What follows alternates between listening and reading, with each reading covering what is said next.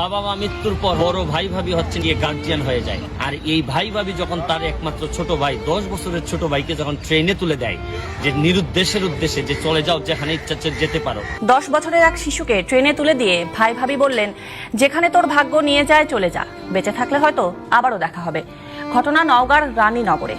বাবা মায়ের মৃত্যুর পর শিশুটির দায়িত্ব না নিয়ে এমন কাণ্ড ঘটানো হয়। এটা কত বড় অমানবিক ঘটনা বাংলাদেশে।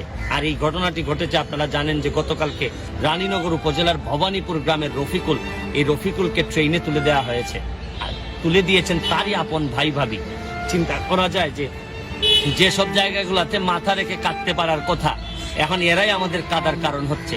বাংলাদেশের সমাজ ব্যবস্থায় ভাই ভাবি যদি এইরকম ভাবে আরেকটা ভাইকে তুলে দেয়, তাহলে আপনি চিন্তা করতেছেন যে সমাজের যে কেমিস্ট্রি আমাদের, এই কেমিস্ট্রিটা দিন দিন কত দুর্বল হয়ে পড়তেছে। আর এই ছেলেটাকেই পাওয়া গেছে, আপনারা জানেন হচ্ছে গিয়ে রাজবাড়িতে। এখন এই রাজবাড়ি থেকে হয়তো তাকে আবার নওগাঁয় পাঠানো হবে। শনিবার রাতে নওগাঁর ভবানীপুর গ্রামের মৃত বাদশা মণ্ডলের ছেলে রফিকুল ইসলামকে পাওয়া যায় রাজবাড়ির বালিয়াকান্দি উপজেলার বহরপুর রেল স্টেশনে। এ সময় রফিকুল জানায়, প্রায় 1 বছর আগে বাবা মায়ের মৃত্যুর পর নানা নির্যাতন সহ্য করে একমাত্র ভাই ভাবির সঙ্গে থাকতো সে। সবশেষ শনিবার তার দায়িত্ব নিতে পারবে না বলে রাজশাহী থেকে ছেড়ে আসা টুঙ্গিপাড়া এক্সপ্রেস ট্রেনে তুলে দেয় তার ভাই ভাবি। আমি হলো খেলতেছিলাম, আমার ভাই ডেকালে এনেছে, ডেকালে এনে হচ্ছে গেলে ঘুরে যাবো। আমি হচ্ছে চলো, হচ্ছে কোথায় যাবেন? আমি করছি ওই দিকে যাবো, চলো। আমার গেছি, যাওয়ার পরে হলো আমার ট্রেনে তুলে দিয়ে গেছে। আমি এই ভিডিওর মধ্য দিয়ে বলতে চাই যে এই ছেলেটার দায়িত্ব আমি ব্যারিস্টার সুমন নিতে চাই। যদি এইখানে আপনারা যারা নওগাঁর আছেন, নওগাঁর ইওনো সাহেবের উদ্দেশ্যে আমি বলছি বা ডিসি সাহেবের উদ্দেশ্যে বলছি, আমি যথাযথ আইনি প্রক্রিয়ায় এই রফিকুলের দায়িত্ব নিতে চাই।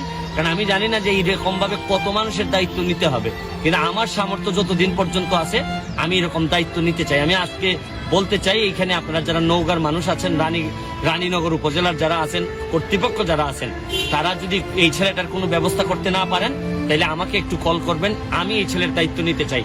কারণ আমি মনে করি তার ভাই যদিও ভাই ভাবি যদিও ছেড়ে দিছে, কিন্তু এরকম অনেক ভাই বাংলাদেশে এখনো আছে যারা এই ভাইয়ের মতো করে আমি এই ছেলেটাকে পালতে চাই, আমি এই ছেলেটাকে শিক্ষিত করতে চাই। আমি মনে করি এই ছেলেটাও একদিন এই বাংলাদেশের জন্য অনেক বড় গর্বের কারণ হয়ে দাঁড়াইতে পারে। আর আরেকটা জিনিস চিন্তা করে দেখছেন যে সব জায়গাগুলোতে আমরা আসলে যেসব জায়গাতে বিশ্বাস করার কথা, মা বাবা ভাই বোন, এই সম্পর্কটাই হচ্ছে গিয়ে সলিড রিলেশনশিপ, এই রিলেশনশিপের জায়গাটা দুর্বল হয়ে যাচ্ছে। এটা কিন্তু একটা অশনি সংকেত সমাজের জন্য। আপনি আপন ভাই, এই 1 বছর আগে মাত্র মারা গেছে তার বাবা মা, রফিকুলের বাবা মা। আর এই 1 বছরের মধ্যেই এই রাজমিস্ত্রিওয়ালা ভাই আর ভাবি, এই দুইজন কোন কারণে, আপনি চিন্তা করতে পারেন মানুষ মানসিক দিক থেকে কতটা নিচে নেমে গেলে, নৈতিকতা কতটা নিচে নেমে গেলে এরকম অনিশ্চিত ভবিষ্যতের জন্য তার আপন ভাইকে ছেড়ে দিতে পারে। এটা থেকে একটা শিক্ষা নেওয়ার কারণ হচ্ছে গিয়ে যে এই ঘটনাটা যেমন নিষ্ঠুর, আমি এই নিষ্ঠুরতার মধ্যে আমি বলতে চাই, চলেন আমরা এই সমাজ, এটা আসলে দায় দায়িত্ব কিন্তু রাষ্ট্রের। রাষ্ট্র কিন্তু কাউকে এইভাবে অনিশ্চয়তার দিকে ফেলে দিতে পারে না। রাষ্ট্রের দায়িত্ব ছিল যে এইরকম ছেলেরে ভরণ পোষণ করার। আমরা রাষ্ট্র বিভিন্নভাবে ফেল করছি বলেই আজকে ভাই ভাবিও এই বাচ্চার দায়িত্ব নিতে চাচ্ছে না। রাষ্ট্র যদি ঠিকঠাক মতো এইসব দুর্নীতিবাজদেরকে ধরতে পারতো, তাহলে কখনোই এরকম সিচুয়েশন হইতো না। হাজার হাজার কোটি টাকা যখন দুর্নীতি হয়, এই হাজার হাজার কোটি টাকা দিয়ে কত রফিকুল রে যে লালন পালন করা যেত, এটার কোনো শেষ নাই। আমি তাই বলবো যে আমি আবারও রানীনগরের যারা আছেন তাদেরকে বলবো যে এই ছেলেটার দায়িত্ব আমাকে দেন, আমি দায়িত্ব নিতে প্রস্তুত। আর এইভাবে আমার সাথে যারা ফলো করেন, তারা একটা ছেলের দায়িত্ব যদি বা একটা মেয়ের দায়িত্ব যদি নেন, আমার বিশ্বাস বাংলাদেশে কোনো রফিকুল আর পরবর্তীতে জন্ম নিবে না। স্থানীয় প্রশাসন জানায়, শিশুটিকে তার পরিবারের কাছে হস্তান্তরের চেষ্টা চলছে। যদি তারা দায়িত্ব নিতে অস্বীকার করে, তাহলে রফিকুলকে এতিমখানায় দিয়ে দেওয়া হবে।